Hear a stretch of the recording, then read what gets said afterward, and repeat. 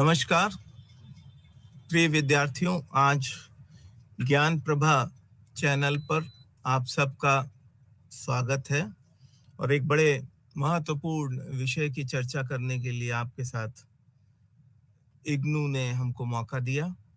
मैं इग्नू का भी धन्यवाद देता हूं और सभी विद्यार्थियों से कुछ बातें करूंगा पढ़ाने के संदर्भ में समाजशास्त्रीय परंपराओं के ऊपर, भारतीय समाजशास्त्रीय परंपराओं के ऊपर जो ब्लॉक 1 और ब्लॉक 2 है, वो आज हम ब्लॉक 1 में यूनिट 1 और यूनिट 2 की चर्चा करेंगे।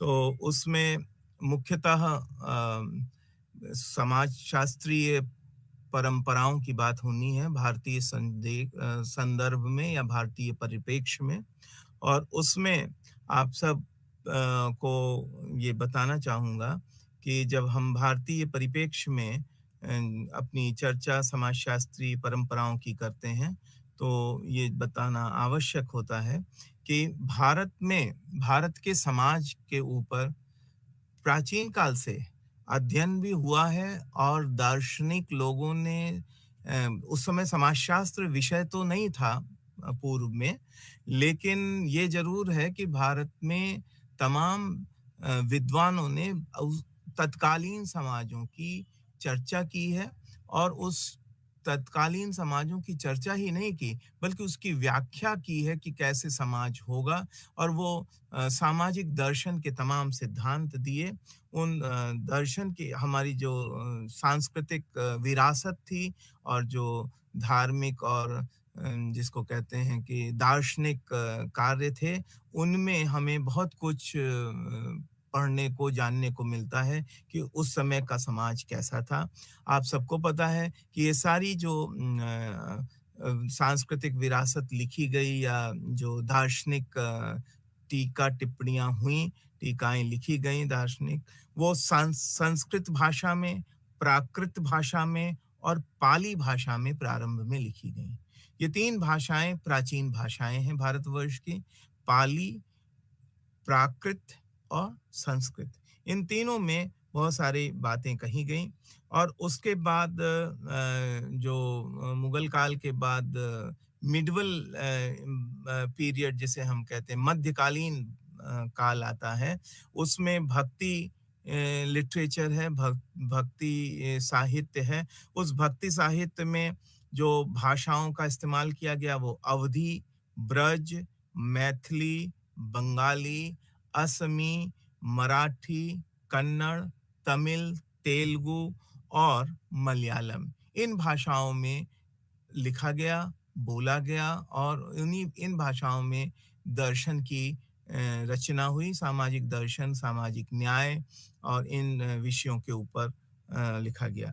फिर अगर हम समाज के बारे में, उस समय के समाज के बारे में जानना चाहें तो हम क्लासिकल एंड फोक जो उसका लोक संस्कृति है, लोक संस्कृति को हम देखें तो परफॉर्मिंग आर्ट्स जिसे हम कहते हैं, जो प्रदर्शन वाली कलाएं हैं, या आर्किटेक्चर जिसे हम वास्तुकला कहेंगे, स्कल्पचर है, इनसे भी हम उस समय के समाज को पढ़ सकते हैं।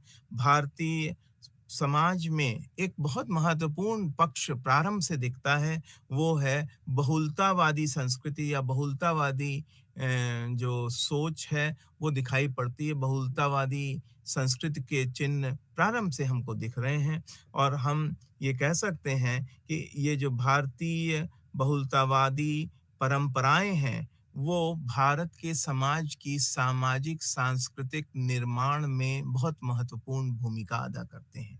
और ये जो बहुलतावादी है, इसमें तमाम ट्राइबल्स हैं, ट्राइबल समूह हैं, कृषक समाज है और जिसे हम अर्बन कल्चर्स भी कहते हैं, यानी नगरीय समाज भी है, नगरों की रचना है।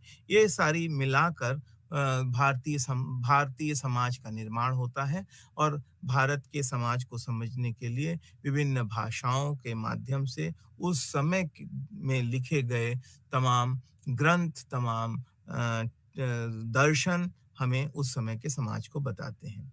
अब आते हैं बात, जब हम प्राचीन भारत से चलकर पूरे भारत को अगर हम बाँटना चाहें भारतीय सामाजिक परंपराओं के इतिहास को समझने की दृष्टि से, तो हम देखते हैं कि एक सामाजिक चिंतन हमको प्री ब्रिटिश इंडिया में यानी ब्रिटिशर्स 16वीं शताब्दी में जब आते हैं उसके पूर्व के भारत में दिखाई पड़ता है और वो सामाजिक चिंतन को हम तमाम भारतीय दर्शन के संदर्भों से देख सकते हैं।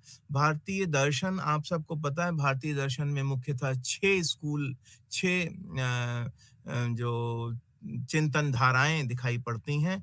एक तो योग है, एक दूसरा सांख्य है और न्याय है, वैशेषिका है, वेदांत है और मीमांसा है। तो ये जो 6 पद्धतियाँ हैं हमारे भारतीय दर्शन में योग, सांख्य, न्याय, वैशेषिक, वेदांत और मीमांसा। इन सब में हमें बहुत महत्वपूर्ण तरह से भारतीय परंपरा और भारतीय समाज चिंतन की धारा दिखाई पड़ती है। इसमें उसके बाद अगर आप देखें तो 13 उपनिषद के सिद्धांत जो हमें बहुत सारी हमारी जो दार्शनिक जिज्ञासाएँ हैं उनको शांत करते हैं। 13 प्रिंसिपल मुख्य उपनिषद हैं।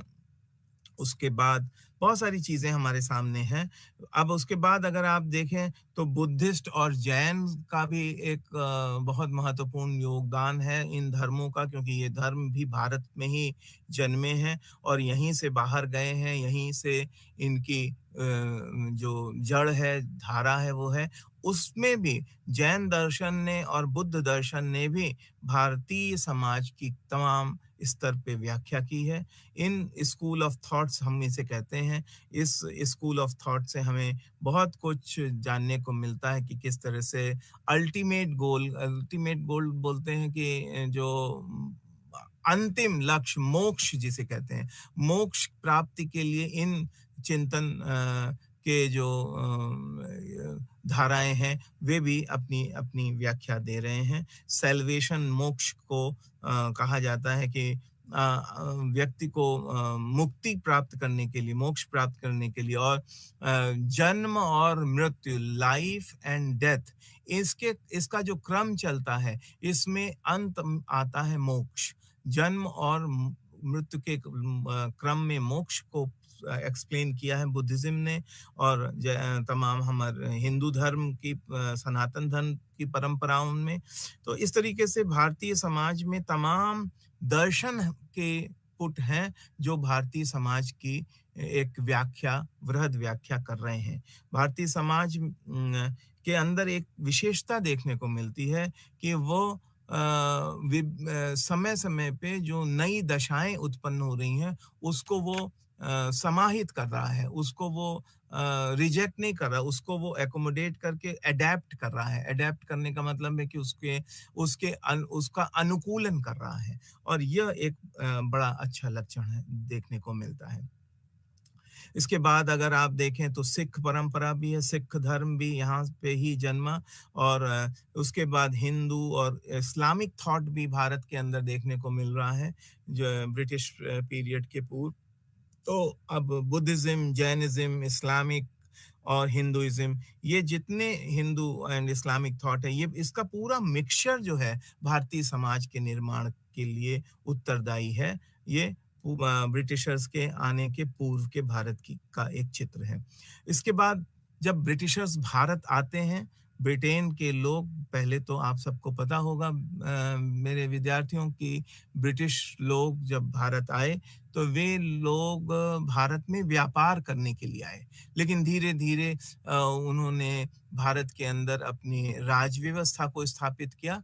तो जो ब्रिटिश लोगों के का भारत में आना हुआ, उसका जो प्रभाव है, वो भारतीय समाज पे पड़ता है। उनके रहने का तरीका, उनके खाने का तरीका, उनके कपड़े पहनने का तरीका, उनकी सोच का तरीका, ये सब क्योंकि ब्रिटिशर्स थोड़े दिन नहीं रहे, लगभग 200 साल उनका राज्य रहा, सन 1916 से उनका यहाँ पर प्रभाव देखा जा रहा है और 1947 तक वे यहाँ पर रहे। 250 साल, 300 साल का जो एक लंबा पीरियड है, उसमें वे व्यापारियों के रूप से होते हुए शासक के रूप में हमारे समाज में उनका प्रभाव पड़ता है। और उन्हीं की वजह से हम देखते हैं कि भारतीय समाज में जो औद्योगिकरण, मशीनीकरण आया, जो हाथ से बने सामग्रियों का जो भारत में चलन था, वो बदलता है। चूँकि ब्रिटेन में उसी समय औद्योगिक क्रांति आ रही थी। वो औद्योगिक क्रांति की वजह से तमाम उद्योग बन रहे थे, मशीनों पे आधारित उद्योगों का निर्माण हो रहा था। और मशीनों पे आधारित उद्योग के से जो वस्तुओं का निर्माण पहले हाथों से होता था, वो मशीनों से होने लगा। इससे समाज में एक बड़ा बदलाव आया, और यह बदलाव भारत में भी आया क्योंकि ब्रिटिशर्स भारत में आए, तो वो सारी औद्योगिक जो उनके तरीके थे, औद्योगिकीकरण भारत भी आया, भारत में भी उद्योग लगे। उद्योगों में टेक्सटाइल उद्योग की अगर आप बात करें, या और बहुत सारे उद्योग भारत में ब्रिटिशर्स की वजह से लगे। तो वहाँ पे भारत में जैसे ब्रिटेन में जो उद्योगों की नगरी कहा जाता था, मैनचेस्टर, लैंकाशायर है, या शेफील्ड है, या लंदन है, ये लंदन बाजार व्यवस्था का केंद्र था। तो ये लिवरपूल है, शेफील्ड है, मैनचेस्टर है। मैनचेस्टर कपड़े उद्योग के लिए बहुत मशहूर था। तो ये सब का प्रभाव भारत में भी पड़ता है, और भारत में तमाम ऐसे केंद्र विकसित हुए, बम्बई, सूरत, कानपुर, ऐसे तमाम ऐसे केंद्र विकसित हुए जहाँ पे ब्रिटिश इंडस्ट्री का प्रभाव प्रारंभ में देखने को मिल रहा है। और जो भारतीय ग्राम है, वो जो वस्तुओं के उत्पादन का केंद्र था, वो धीरे-धीरे बदलता है, और शहरों में या शहरों के आसपास, उद्योगों के आसपास लगने से वहाँ पर उत्पादन के केंद्र बनने लगते हैं। और जो उनका शासन है, वो चूँकि आपको पता है औपनिवेशवाद था, कॉलोनियल रूल था। ब्रिटेन की रानी वहाँ बैठकर भारत के ऊपर राज कर रही थी, तो ये जो ब्रिटिश कॉलोनी के रूप में इंडिया इंडस्ट्रियलाइज़ होने लगा, और उस इंडस्ट्रियलाइज़ेशन से हिंदुस्तान में हिंदुस्तान के समाज में बदलाव हुआ। अब इस समाज के बदलाव में सबसे महत्वपूर्ण बात क्या आती है? इस बदलाव में भारत के समाज में एक मध्यम वर्ग का उदय होता है। ये मध्यम वर्ग का उदय का मतलब है कि एक ऐसा वर्ग जो देखिए, समाज 2 वर्गों में बँटा था। एक तो जो धनाढ्य लोग थे, जो अमीर, जिसे साधारण भाषा में कहते हैं अमीर लोग थे, जिनके पास सुख, और संपत्ति, संपदा के सभी वस्तुएँ मौजूद थीं। तो वे लोग सब सुविधा प्राप्त करते थे। वो कुछ चुने हुए 5% के लोग हुआ करते थे, और बाकी निर्बल और निर्धन, और जो कृषि पे आधारित अपनी साधारण जीविका पे का निर्वहन करने वाले लोग थे। तो क्या हुआ कि इन 2 वर्गों में अधिकांश थे जो निर्बल वर्ग में थे, और सरलता से अपने कृषि पे आधारित जीवन यापन कर रहे थे। अब जबकि उद्योग आया, तो इसके बीच में एक मध्यम वर्ग उदय होता है। मध्यम वर्ग के लोग वो लोग होते हैं जिनके पास आय, अपने श्रम से जो आय अर्जित करते हैं, उससे वो अपने छोटे-छोटे संसाधन जुटाने लगते हैं, और उसकी वजह से उन्होंने अपने स्थिति को, परिस्थिति को इम्प्रूव कर लिया होता है। वे यद्यपि कि उच्च वर्ग में शामिल नहीं हो पाते, क्योंकि उनके पास उतना धन संपत्ति नहीं होती, वो सुख सुविधाओं की उतनी वस्तुओं को अर्जित नहीं कर पाते, जितना धनाढ्य वर्ग करता है। लेकिन ये ज़रूर है कि उन्होंने अपनी आर्थिक स्थिति को सुधार कर अपने कुछ संसाधनों को अपने साथ जुटा लिया, और वे ही लोग फैक्ट्रियों में काम करते थे। जो वर्किंग क्लास था, वो वर्किंग क्लास बदल जाता है मिडल क्लास के रूप में, उसको हम मध्यम वर्ग कहते हैं। और ब्रिटिशर्स के आने के बाद भारतीय समाज में मध्यम वर्ग का उदय होता है, और ये जो मध्यम वर्ग है, इसने सामाजिक जो भारत की सामाजिक संरचना थी, या भारत का ताना-बाना था, समाज का जो ताना-बाना था, उसकी ताने-बाने को, उसकी डिज़ाइन को बदला। अब भारत 3 तरह के प्रमुख वर्गों में बँट गया। एक तो धनाढ्य वर्ग जिसके पास सारी सुख संपत्ति थी, जिसके या जो जैसे बड़े-बड़े जमींदार हुए या बड़े मिल मालिक हुए या बड़ी उच्च शिक्षा प्राप्त करके अच्छी संपत्ति इकट्ठा कर रखी थी, वैसे लोग और बाकी सब साधारण लोग। लेकिन अब क्या हुआ? अब समाज 3 वर्गों में बँट गया, एक निर्बल वर्ग, एक मध्यम वर्ग और एक उच्च वर्ग। तो इस तरीके से भारत का ताना-बाना, भारतीय समाज का ताना-बाना बदलता है औद्योगिकीकरण की वजह से। और ये जो मिडल क्लास है, ये एक एक एक खाली इकोनॉमिक कैटेगरी नहीं है, ये आर्थिक वर्ग ही नहीं है, ये सामाजिक वर्ग के रूप में भी आ जाता है। और ये जो सामाजिक वर्ग है, ये इसकी एक मिडल क्लास की एक सामाजिक चेतना भी आ जाती है। हाँ, अर्थशास्त्री लोग उसको मिडल इनकम ग्रुप बोलते हैं, लेकिन जो समाजशास्त्री है वो मिडल क्लास सोसाइटी बोलता है। और मिडल क्लास सोसाइटी जो है, वो उसकी एक सामाजिक विशिष्ट चेतना बन जाती है और वो उस चेतना में उसका पूरा जीवन गुँथ जाता है और वो मिडल क्लास कॉन्शियसनेस जिसे हम कहते हैं, उसकी एक मिडल क्लास कॉन्शियसनेस से एक मिडल क्लास टाइपोलॉजी बन जाती है और एक उसकी उसकी एक मिडल क्लास के लोगों की एक अलग से विशिष्ट संस्कृति बन जाती है और यह भारतीय समाज में इसका उदय होता है 17वीं शताब्दी और 18वीं शताब्दी में खास तौर से और धीरे-धीरे वो 19वीं शताब्दी आते-आते उस वो मिडल क्लास काफ़ी भारी संख्या में बदल गया और वो मिडल क्लास अगर आप 20वीं और 21वीं शताब्दी में देखें, तो आज का भारत मिडल क्लास का भारत है। मिडल क्लास का भारत का मतलब है कि 50 से 60% आबादी अब मिडल क्लास में आ गई है। अभी भी हम ये कह सकते हैं कि दुर्बल वर्ग के लोग हैं और काफ़ी असमानता है उच्च वर्ग से निर्बल वर्ग में, परंतु बीच में एक मिडल क्लास का इंसर्शन हुआ है, जो काफ़ी भारी संख्या में है। तो ये एक सामाजिक बदलाव आया ब्रिटिश ब्रिटिशर्स के आने के बाद। अब 1-2-3 चीज़ें आपको और बताऊँगा कि सोशियो रिलीजियस रिफॉर्म्स भी इसी दौरान हुए।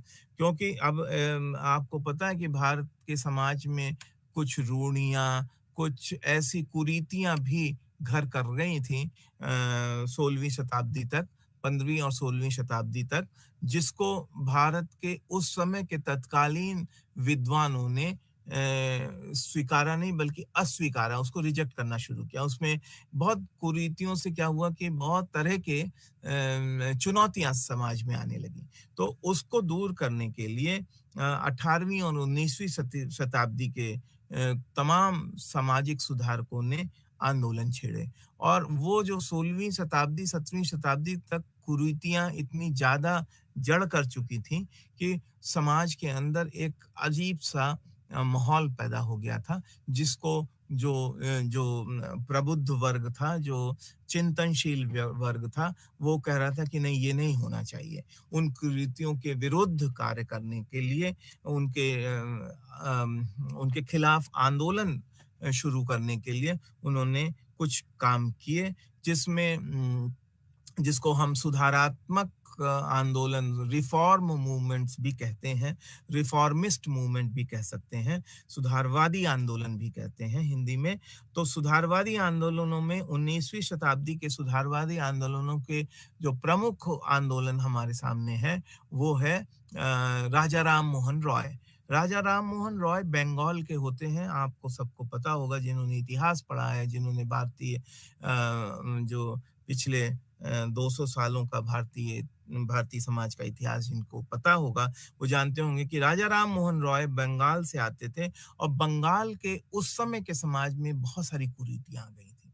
उस कुरीतियों को जैसे कुरीतियों का हम उदाहरण दें तो सती प्रथा थी और भ्रूण हत्या थी, लड़कियों को गर्भ में मार देना या उसके बाद मार देना, है ना? और अंधविश्वास बहुत थे। उन अंधविश्वास काला जादू बहुत था और अंधविश्वास और काला जादू के चलते ये जो कुरीतियाँ थी, इविल प्रैक्टिसेस अंग्रेजी में कहें, तो ये जो कुरीतियाँ थीं, सती प्रथा जैसी, इनके खिलाफ एक आंदोलन राजा राम मोहन रॉय ने खड़ा किया और वो आंदोलन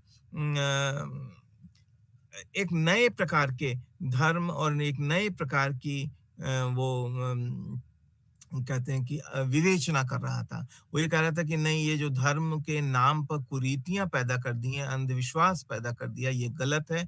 और आपको पता है उसमें अंग्रेजी शिक्षा और क्रिश्चियनिटी का भी काफ़ी प्रभाव उस समय पड़ा और को दूर करने के लिए खाली राजा राम मोहन रॉय और का ही नहीं, बल्कि वेदांत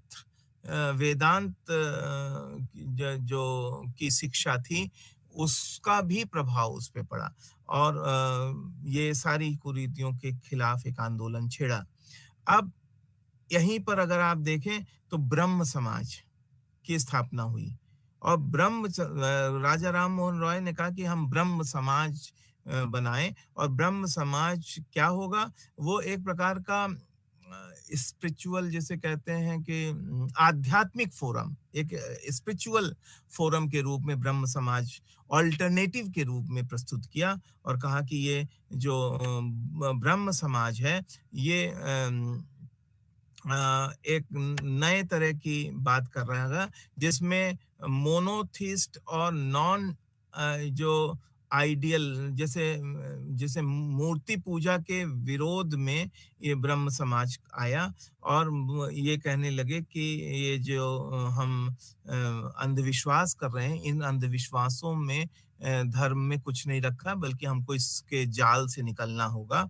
और अर्बन और जो लिटरेट लोग थे, जो शहरों में पढ़े लिखे लोग थे, उनके बीच में ब्रह्म समाज का काफ़ी चेतना फैलाई और उससे काफ़ी बदलाव हुआ। दूसरी तरफ माधव गोविंद रानाडे जो महाराष्ट्र में थे, उन्होंने भी वो महाराष्ट्र के रानाडे जो थे वो वकील थे, ज्यूरिस्ट थे। उन्होंने भी महाराष्ट्र में और बॉम्बे में प्रार्थना समाज की स्थापना की और वहाँ प्रार्थना समाज में के माध्यम से उन्होंने ये जो कुरीतियाँ थी उसके विरुद्ध एक आंदोलन छेड़ा। ब्रह्म समाज बंगाल में और प्रार्थना समाज महाराष्ट्र में। क्या होता है कि बहुत सारे लोग राजा राम मोहन रॉय के इस आंदोलन के खिलाफ में खड़े हो गए। वो लोग ऑर्थोडॉक्स ऑर्थोडॉक्स हिंदू कहलाते थे। ऑर्थोडॉक्स हिंदू का मतलब है बहुत कट्टर हिंदू। तो वो कट्टर हिंदू लोग खड़े हो गए और राधाकांत देव नाम के एक व्यक्ति थे जो बहुत ही हार्ड कोर स्टॉन्च फॉलोवर थे हिंदुइज्म के। उन्होंने राजा राम मोहन रॉय का विरोध किया और एक प्रकार से काफी काफी विमर्श रहा उस दौरान। वो किस का था? आधुनिकता बनाम परंपरा का। राजा राम मोहन रॉय आधुनिकता से चीज़ों को देख रहे थे, यानी तर्क से देख रहे थे। दूसरी तरफ राधाकांत देव के जो समर्थक लोग थे, वे परंपराओं की दुहाई देकर कुरीतियों को आगे बढ़ाने की बात कर रहे थे। तो एक प्रकार का टकराव की स्थिति हुई और उसमें काफ़ी पढ़े लिखे समाज में चेतना फैली कि नहीं, ये गलत हो रहा है। और उसमें जो प्रार्थना समाज के लोग थे वो भी खड़े हुए। बहुत सारे का एक जिसको कहते हैं कि वातावरण नया बन गया। इसी में रिवाइवलिस्ट मूवमेंट खड़ा होता है और वो रिवाइवलिस्ट मूवमेंट दयानंद, अभी आपने सुना होगा दयानंद सरस्वती की एक जयंती मनाई गई।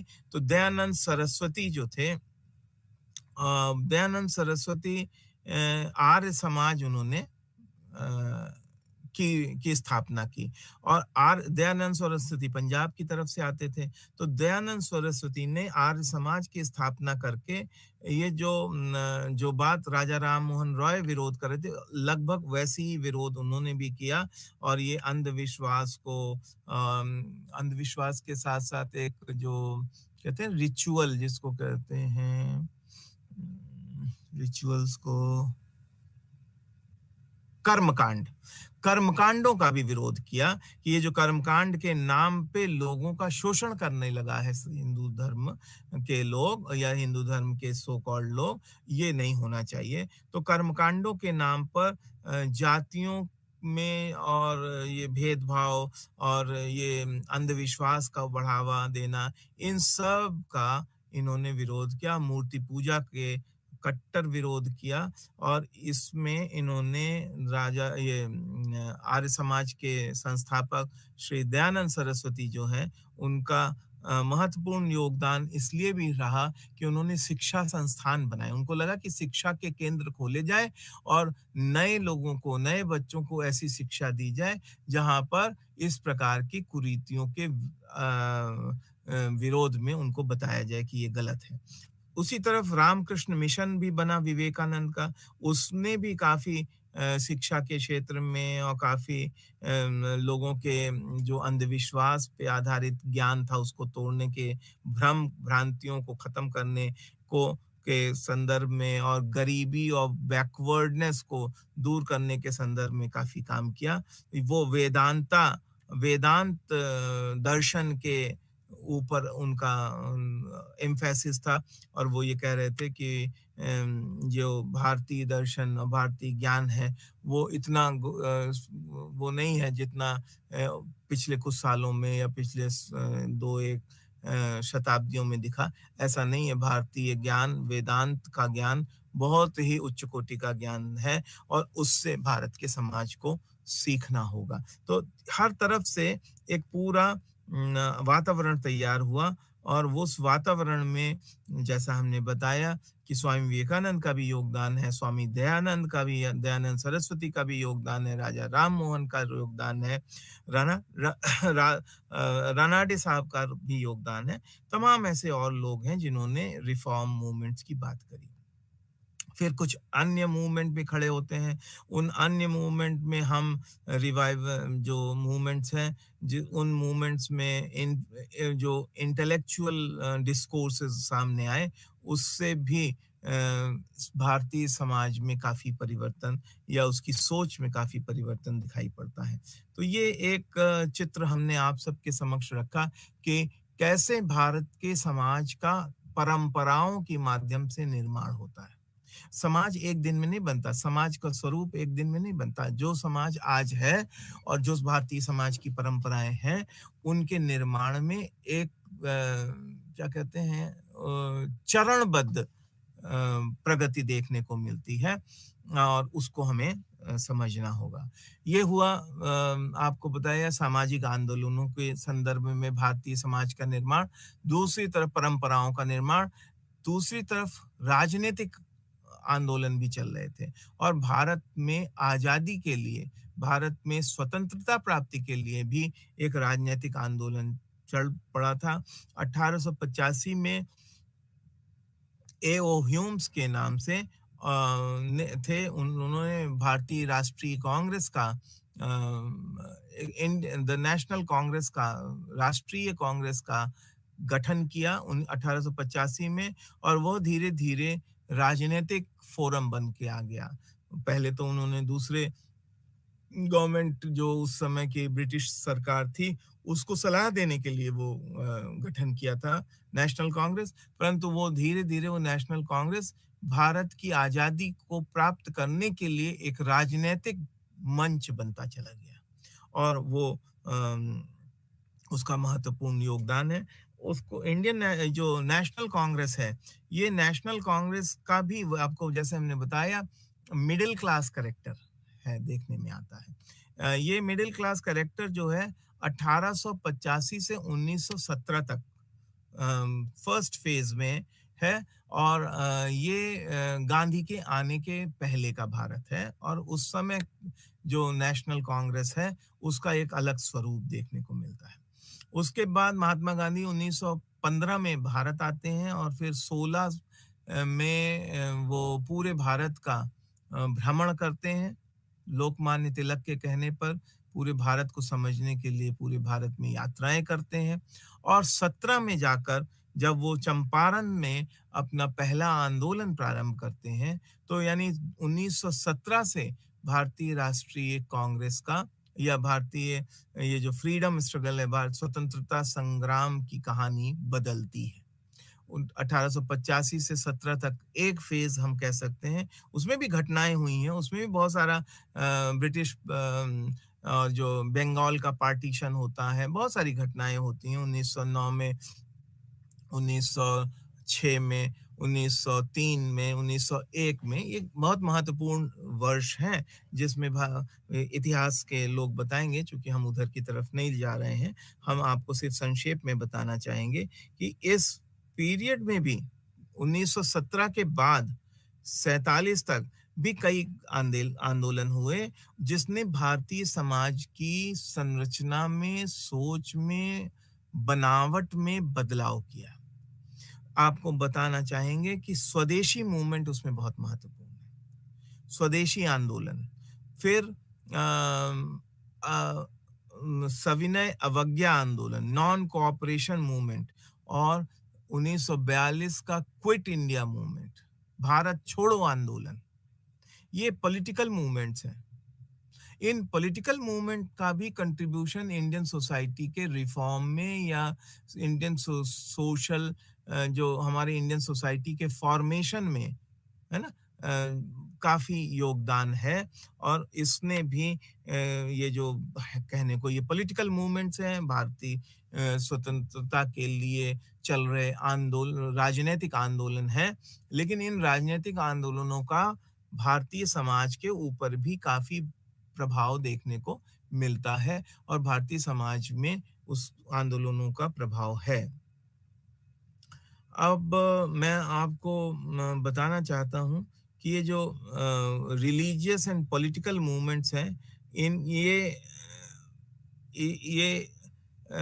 इसके अंदर हम कुछ विशिष्ट टाइप्स देख सकते हैं। ये टाइप्स जैसा हमने अभी आपको सांस्कृतिक और ये देखा बताया, इसके में समाजशास्त्र के विकास, भारत में समाजशास्त्र के विकास की भी का भी सूत्र देखने को मिलता है। भारत में 1920 में भारत में समाजशास्त्र का उदय हुआ। समाजशास्त्र एक विषय के रूप में उसी दौर में आया जब राजनीतिक आंदोलन चल रहा था। भारत में 1920 के दौर में कुछ विश्वविद्यालयों की स्थापना हुई, बहुत महत्वपूर्ण विश्वविद्यालय बने। लखनऊ विश्वविद्यालय, बम्बई विश्वविद्यालय, और उधर मद्रास यूनिवर्सिटी और प्रेसिडेंसी कॉलेज कोलकाता में, ये बड़े महत्वपूर्ण शिक्षा के केंद्र निर्मित हुए, और ये 1920 तक ये केंद्र स्थापित हो चुके थे। और इन केंद्रों में, और हाँ, बनारस हिंदू यूनिवर्सिटी बनी, ये जो मदन मोहन मालवीय, महामना मदन मोहन मालवीय जी के प्रयासों से। उसके बाद गांधी जी ने तमाम केंद्र खोले, विद्यापीठ बनाई, 5 विद्यापीठ बनाई महात्मा गांधी ने, गुजरात में, काशी में, तमाम और जगहों में 5 विद्यापीठों का स्थापना की। तो ये भी एक शिक्षा के केंद्र भी नए-नए विकसित हुए, जिनमें हम समाजशास्त्र या समाज को पढ़ने या भारतीय राजनीति को समझने के केंद्र बनाए गए, और वहाँ पे पॉलिटिकल साइंस, इकोनॉमिक्स और सोशियोलॉजी ऐसे विषयों की स्थापना हुई, विज्ञान के विषयों के साथ-साथ। तो यह जो दौर है, इसमें भारतीय समाजशास्त्र के विकास के पद चिन्ह देखे जा सकते हैं, मूल चिन्ह देखे जा सकते हैं, और व्यक्ति ये कह सकता है कि भारतीय समाजशास्त्र विश्वविद्यालयों में कैसे विकसित हो रहा है, कैसे एक समाजशास्त्र के विषय के रूप में स्थापित हो रहा है, ये इसका सीधा असर वही मिडिल क्लास के इमर्जेंस और पॉलिटिकल मूवमेंट्स के आना, रिफॉर्म मूवमेंट्स का आना, इन सब की मिली-जुली परिस्थितियों की वजह से भारत में समाजशास्त्र का उदय हुआ, समाजशास्त्र विषय का विकास हुआ। अब हम बताना चाहेंगे कि भारत में हमारे पास तमाम ऐसे वर्ग थे जो मुख्य धारा से अलग हो रहे थे। एक कृषक वर्ग था, महिलाओं का वर्ग था, अल्पसंख्यकों का वर्ग था, शेड्यूल्ड कास्ट एंड ट्राइब्स यानी समाज, ये जो अनुसूचित जाति, अनुसूचित जनजाति वर्ग है, इन सब के एक्सक्यूज मी, इन सब के इन सब वर्गों के ऊपर समाजशास्त्रियों का ध्यान आकृष्ट होता है और उस पे उस समय के तत्कालीन जो विद्वान थे, उन लोगों ने अपने अध्ययन शुरू किए और उस अध्ययनों में बहुत महत्वपूर्ण बातें विकसित की और सामने रखी और उसमें नाम आप सबको पता होगा, कोठारी है, के.एस. कोठारी, बेले, देसाई, मुखर्जी, टी.के. ऊमन, है ना, राधा कमल मुखर्जी, ये सारे लोग, डी.पी. मुखर्जी, ये सारे लोगों ने बहुत सारा काम किया और इन सब से के को अगर आप एक साथ जोड़कर देखना चाहें, तो आप देखेंगे कि भारत का जो राजनीतिक आंदोलन है, उसमें हम तेलंगाना में जो कृषक आंदोलन हुआ, उसका भी योगदान देखते हैं और इधर उत्तर प्रदेश में सहजानंद सरस्वती का जो कृषक आंदोलन है, उसका भी योगदान देखते हैं। उधर जो ट्रेड यूनियन मूवमेंट खड़ा होता है 1920 और 21 के दौरान बंबई और सूरत में, जिसमें गांधी जी ने जाकर मिल मालिकों के खिलाफ धरना दिया, उसका भी हम योगदान देखते हैं। तो बहुत सारे आंदोलन हैं जो सोशियो पॉलिटिकल मूवमेंट के रूप में कह सकते हैं हम, प्योर पॉलिटिकल नहीं, प्योर सोशल नहीं, लेकिन सामाजिक राजनीतिक आंदोलन है, जिन सामाजिक राजनीतिक आंदोलनों का प्रभाव भारतीय समाज के निर्माण या भारतीय समाज की संरचना के में जो बदलाव है, उसके ऊपर दिखाई पड़ता है। आप सबको पता होगा कि नक्सलवाद भी, नक्सल बेस्ड मूवमेंट भी खड़े हुए 1960 के दशक में, जो तेलंगाना और नक्सल बाउंड जो स्टेट्स थी, वहां से चलते हुए बिहार तक देखने को मिलता है। तो अलग अलग किस्म के आंदोलन हैं, उन आंदोलनों को अलग अलग लोगों ने पढ़ा है, गेल ऑम्बेड ने पढ़ा, अम्बेडकर ने पढ़ा, बहुत सारे आपके लोग हैं जिन्होंने उन आंदोलनों को पढ़ा है। अब आती है बात, हमने जैसा आपको बताया कि अगर आपको भारत के बौद्धिक परंपरा, जिसको कहते हैं कि इंटेलेक्चुअल ट्रेडिशंस को भारतीय समाज शास्त्र की चिंतन परंपरा में देखने की कोशिश करें, तो हम देखेंगे कि जो भक्ति काल है, उसमें तुलसीदास और सूरदास अवधी और ब्रज भाषा में जो लिख रहे हैं, उसका भारतीय समाज के ऊपर काफी प्रभाव है। कबीर जो लिख रहे हैं सूफी और उसके संदर्भ में एक मतलब मौलवी मुल्ला और पंडित और काजी, इनके विरुद्ध जो लिख रहे हैं, उसका भारतीय समाज में बहुत महत्वपूर्ण प्रभाव पड़ा। दूसरी तरफ शंकरादेव हैं, वो असमी में लिख रहे हैं, उनका प्रभाव है।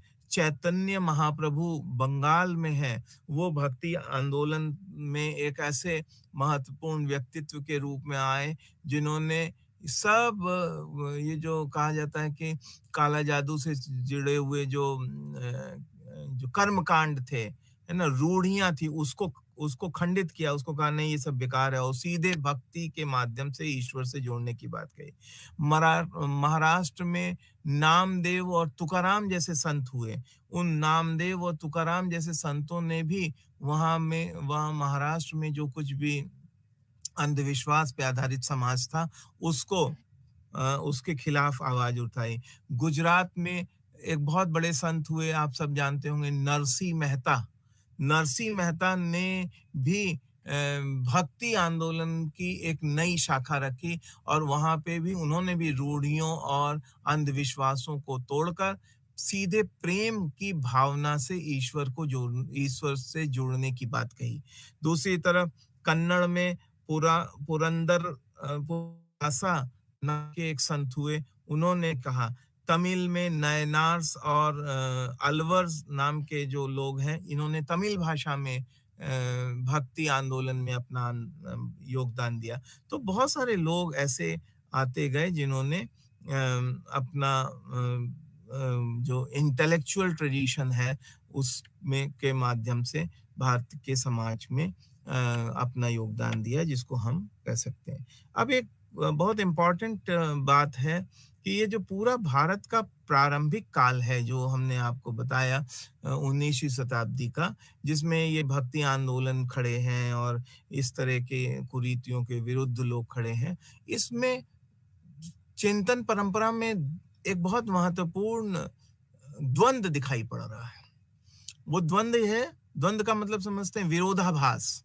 वो द्वंद या विरोधाभास दिखाई पड़ रहा है परंपराओं और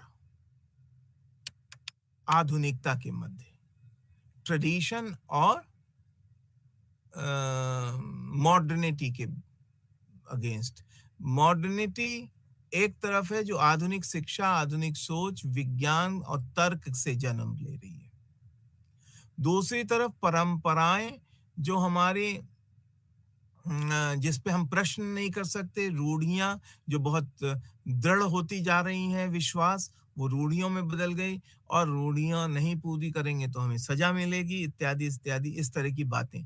तो रूढ़ी, दृढ़ता विचारों में, अंधविश्वास और परंपराएं, ये एक तरफ है और दूसरी तरफ आधुनिकता। इनके बीच में द्वंद है। समाज में लोगों को समझ में नहीं आ रहा है कि हम आधुनिक बने या परंपरा की तरफ जाएं। तो ये जो परंपरा और आधुनिकता को समझाने के लिए बहुत सारे विद्वान हैं और उन विद्वानों में बिनोय कुमार सरकार का नाम महत्वपूर्ण है। ये तार्किक या तर्क रैशनलिस्ट अंग्रेजी में कहते हैं, हिंदी में तर्कशास्त्री कह सकते हैं। रैशनलिस्ट हैं, तर्कशास्त्री हैं, वो तर्क पे आधारित कह रहे हैं कि हमें परंपराओं और ये रूढ़ियों, अंधविश्वासों से मुक्त होना चाहिए। हालांकि वो ये नहीं कह रहे हैं कि आध्यात्म छोड़ देना है। आध्यात्मिकता की तो बात करते हैं, लेकिन वो तर्कपूर्ण बातें कर रहे हैं। तो एक बिनोय कुमार सरकार का भी एक दिखाई पड़ता है। बिनोय कुमार सरकार के कुछ जो चिंतन है, थॉट्स हैं, वो मैक्स वेबर से मिलते-जुलते दिख रहे हैं। मैक्स वेबर ने भी जो कहा कि जो समाजशास्त्र है वो पूंजीवाद जब आया, पूंजीवादी व्यवस्था के साथ समाजशास्त्र का उदय होता है। पूंजीवादी व्यवस्था में समाज किस तरीके से कार्य करने लगा, उसको पढ़ने के लिए एक समाजशास्त्र एक जैसे विषय की कल्पना की गई है। वैसे ही विनय कुमार सरकार ने भी कहा कि हम भारत में परंपरा बनाम आधुनिकता को समझने के लिए समाजशास्त्र का विकास करें और विकास समझें। तो इस तरीके से सरकार का एक अपना मैक्स वेबर की तरह समझने का दृष्टिकोण था और बहुत सारी बातें हैं जिसमें पश्चिम के जो थिंकर्स हैं उन सब का हम योगदान देखते हैं कि कैसे हमें भारतीय समाज को समझने के लिए समाजशास्त्र की चर्चा कर रहे हैं। इसमें आनंद कुमार स्वामी का भी एक बहुत महत्वपूर्ण योगदान है। आनंद कुमार स्वामी एक भारतीय चिंतक थे, भारतीय सामाजिक चिंतक, इंडियन सोशल थिंकर के रूप में हम उनको देख सकते हैं। वो एक आदर्शवादी, आइडियलिस्ट थिंकर थे।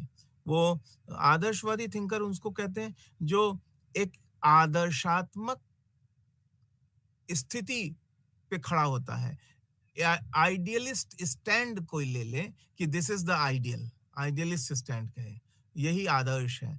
तो उस तरह की सोच रखने वाले आनंद कुमार स्वामी थे और आनंद कुमार स्वामी ने भी स्पिरिचुअलिज्म को बहुत प्रमोट किया और आनंद कुमार स्वामी तो वेस्ट में जाकर उन्होंने भारतीय आध्यात्म को बढ़ाया और भारतीय आध्यात्म को बढ़ाते हुए उन्होंने मतलब उनके पहले अगर फर्स्ट 2 और 3 डिकेड्स ऑफ दिस सेंचुरी अगर हम देखें तो हम देखेंगे मतलब पहले 2-3 दशक इस सेंचुरी के 19वीं सेंचुरी के देखें तो उसमें अरबिंदो श्री अरबिंदो बोलते हैं उसको। श्री अरबिंदो फ्रांस में, पेरिस वगैरह में जाकर उन्होंने काम किया, और श्री अरबिंदो का लिटरेचर जो हिंदुइज्म पे है, वो एक बहुत बड़ा कंट्रीब्यूशन है। और वो भी भारतीय समाज को अध्यात्म और हिंदू समाज व्यवस्था की बात कर रहा है, बता रहा है। दूसरी तरफ रविंद्रनाथ टैगोर ने भी बहुत महत्वपूर्ण विवेचना की है, बहुत रियलिस्टिक बातों को एक्सप्लेन किया है। तो इस तरह से हमारे देश में अगर देखा जाए तो हिंदुइज्म को समझाने के लिए या ट्रेडिशंस को समझाने के लिए कुमार स्वामी हैं, या श्री अरबिंदो हैं, या सरकार हैं, या आपको जैसे बताया ये रविन्द्रनाथ टैगोर हुए, या विवेकानंद हुए, इन लोगों ने बहुत महत्वपूर्ण कंट्रीब्यूशंस दिए। और इनके कंट्रीब्यूशंस, इन्होंने मतलब यूरोप में वेस्ट के तमाम लोगों के साथ चर्चा की, बताया, उसको एक्सप्लेन किया, लिखा, कंट्रीब्यूट किया। तो इस तरह से एक इंटेलेक्चुअल डिस्कशन इंटरनेशनल और नेशनल लेवल पे खड़ा होता है। किताबें तो बहुत सारी हैं आनंद कुमार स्वामी की। मुझे सबसे अच्छी किताब जो आप सबको बताने का मन है, वो है डांस ऑफ शिवा। आनंद कुमार स्वामी की एक बहुत महत्वपूर्ण किताब है, डांस ऑफ शिवा। और दूसरी किताब जिसमें उन्होंने पश्चिम के धर्मों के साथ की विवेचना की है, और उसमें कला यानी आर्ट को कैसे एक्सप्लेन किया गया, क्या उसका कला का क्या दर्शन है, इसको बताने के लिए उनकी एक किताब है, Christian and oriental philosophy of art. मतलब आर्ट की क्रिश्चियन एंड ओरिएंटल फिलॉसफी के ऊपर उनकी किताब है। तो ये दो किताबें बहुत महत्वपूर्ण है कुमार स्वामी की। आप लोगों को मौका मिले तो पढ़िएगा, देखिएगा। फिर समाजशास्त्रियों में, मुख्य धारा के समाजशास्त्रियों में बॉम्बे में जीएस घुरिये और लखनऊ में राधा कमल मुखर्जी, ये दो लोग बहुत महत्वपूर्ण हैं। और राधा कमल मुखर्जी के साथ लखनऊ में एक प्रोफेसर डीपी मुखर्जी, धूर्जटी प्रसाद मुखर्जी, धूर्जटी प्रसाद मुखर्जी कहने को तो लोग उन्हें मार्क्सिस्ट कहते हैं, लेकिन वो खुद कहते थे कि मैं मार्क्सिस्ट नहीं हूं, और मार्क्सवाद से को पढ़ा था, उन्होंने समझा था, लेकिन मार्क्सवाद से ऊपर उठ के बहुत सारी बातें लिखी। तो इसलिए वो खुद भी कहते हैं कि मैं मार्क्सवाद पढ़ता हूं, लेकिन खुद मार्क्सवादी नहीं हूं। तो इस तरह के उनके स्टेटमेंट थे। परंतु धूर्जटी प्रसाद मुखर्जी ने भारतीय समाज को भारतीय चिंतन परंपरा से और मार्क्सवादी चिंतन परंपरा से यूटोपियन स्टेट के रूप में पढ़ने की कोशिश किया है, और बहुत अच्छी व्याख्या उन्होंने दी। डाइवर्सिटीज नाम की पुस्तक में अगर आप देखना चाहें तो मिलेगा उनकी। फिर ये सारी बातें जो समाजशास्त्र के विकास से संबंधित है, इसमें मॉडर्न एजुकेशन जो आई, उसका भी बहुत महत्वपूर्ण योगदान है।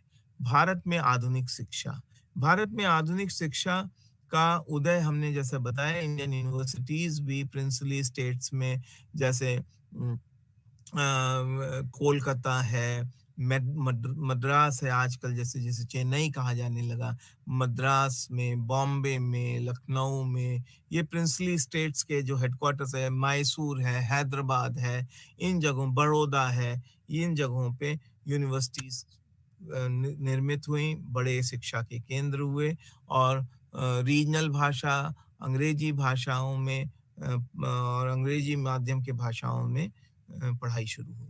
तो ये एक बड़ा इम्पोर्टेंट फेज है।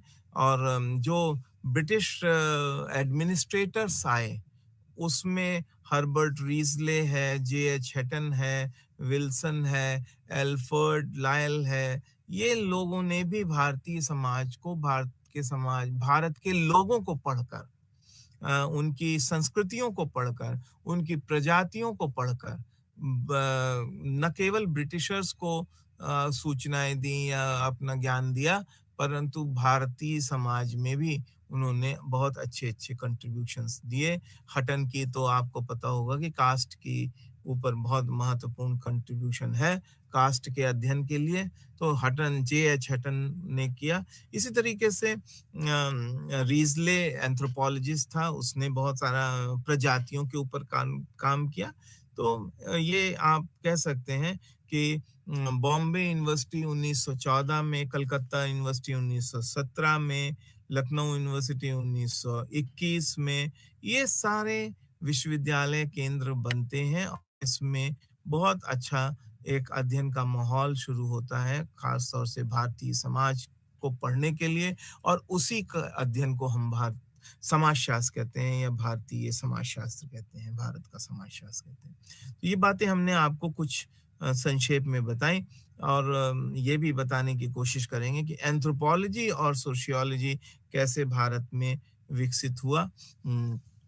जो हेनरी मैन, या हमने अभी नाम लिया एल्फ्रेड लायल का, ये लोग जब आए भारत में तो इन्होंने भारत के विकास के लिए या भारत में समाजशास्त्र के विकास के लिए जो महत्वपूर्ण योगदान दिए उसको हम काउंट में ले सकते हैं। दूसरी तरफ सेंसस रिपोर्ट, इंपीरियल गैजेट्स और ये जो डिस्ट्रिक्ट गैजेट्स थे, ये ब्रिटिशर्स ने बनाए। ये गैजेट आपको पता है क्या होते हैं? आपको बता दें कि ये गैजेट्स क्या है? गैजेट्स होते हैं, ब्रिटिशर्स की भाषा में, अंग्रेजी में गैजेट्स वर्ड यूज़ करते हैं। जैसे जिले के स्तर पे जो कलेक्टर होता था, वो सोशल मैपिंग कराता था कि किस एरिया में कितने लोग रहते हैं, वहाँ पे क्या व्यवसाय होता है, वहाँ कितने कुएँ हैं, तो कितने विद्यालय हैं, तो कितने, सब गैजेट में लिखा जाता था। वहाँ पे किस तरह का उत्पादन होता रहा है, किस तरह की हैंडीक्राफ्ट हैं, किस तरह सब कुछ गैजेट में लिखा होता था। और वो गैजेट्स जो थे, वो ऐसे डॉक्यूमेंट्स थे जो उस सोसाइटी का पूरा, कोई पढ़ना चाहे तो उस गैजेट को पढ़ेगा तो पूरी सोसाइटी का चित्र सामने आ जाएगा। तो ये गैजेट्स के माध्यम से, इंपीरियल गैजेट्स हैं, और ये कुछ गैजेट्स जो लिखे जाते थे वो लंदन भेज दिए जाते थे और कुछ डिस्ट्रिक्ट हेडक्वार्टर्स में होते थे। इन गैजेट्स को पढ़कर वहाँ के एडमिनिस्ट्रेटर लोग, जो प्रशासक लोग थे, वो प्रशासन करते थे। तो मूलतः ये गैजेट्स कोई शोध करने के लिए नहीं लिखे जाते थे, बल्कि प्रशासन को सरल बनाने के लिए, प्रभावी बनाने के लिए, इफेक्टिव बनाने के लिए लिखे जाते थे। और गैजेट्स लिखने की बड़ी एक साइंटिफिक पद्धति थी। तो इसी गैजेट्स को पढ़ के एंथ्रोपोलॉजिस्ट लोग या सोशियोलॉजिस्ट लोगों ने उस समाज को पढ़ना शुरू किया, और गैजेट्स के माध्यम से बुक्स या मोनोग्राफ लिखे जाने लगे। और ये जो एंथ्रोपोलॉजिस्ट और सोशियोलॉजिस्ट प्रारंभ के हैं, इन लोगों ने ब्रिटिश पीरियड के गैजेट्स का काफ़ी इस्तेमाल अपने लेखन में किया है। एंथ्रोपोलॉजी बहुत महत्वपूर्ण विषय के रूप में यहाँ पे विकसित हुई। रीज़ले ने, हर्बर्ट रीज़ले है ना? या बैडन पॉवेल है, या सर हेनरी मेन है, इन लोगों ने भारत की जो जनजातीय जनसंख्या थी, उसके ऊपर विशेष, या जो मुख्यधारा के समाज से बाहर के समाज के लोग थे, उनके ऊपर अध्ययन करके काफ़ी महत्वपूर्ण योगदान दिया।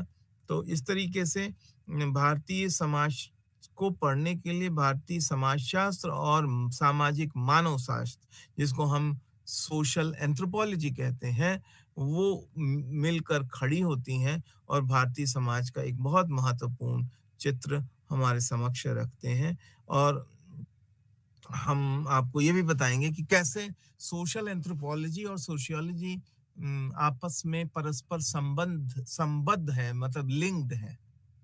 वो भी बहुत महत्वपूर्ण बात है, इसको समझने की ज़रूरत है, क्योंकि सोशल एंथ्रोपोलॉजी में हम उन सब विषयों को पढ़ते हैं जो समाज के अंदर उनकी संस्कृतियों से जुड़ी होती हैं। समाज की जो संस्कृतियाँ हैं, कल्चर है, किसी भी समाज का कल्चर सामाजिक मानव शास्त्र पढ़ता है।